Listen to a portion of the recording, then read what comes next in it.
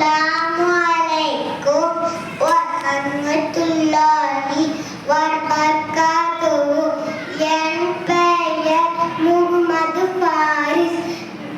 நான் 2ஆம் வகுப்பு படிக்கின்றேன்.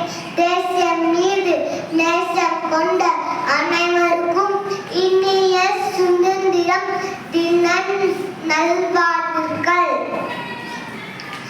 இன்று ஆகஸ்ட் 15.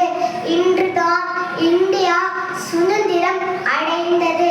நம் முன்னோர்கள் பல ரத்தம் சிந்தி போராடி உயிர் கொடுத்து நம்மளுக்கு இனிய சுதந்திரம் தின வாங்கி கொடுத்தார்கள்.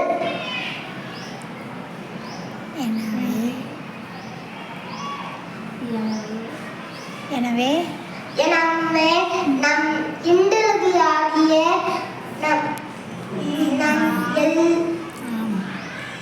நம் எல்லாருமே ஒற்றுமையாய் வாழ்வோம்.